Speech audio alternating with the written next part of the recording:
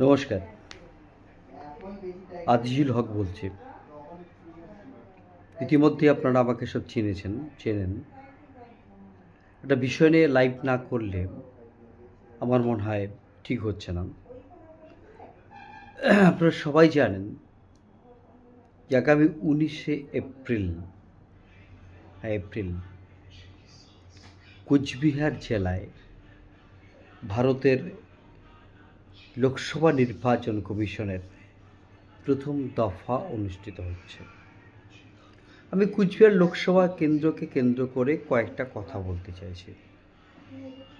দেখবেন, সবাই হিসাব করে দেখবেন, কুচবিহার লোকসভা কেন্দ্রে ভোটের কথা যদি কেউ বলে তবে এসসি ভোটটাকে, মূলত রাজবংশী ভোটটাকে গুরুত্ব দেওয়া হয়।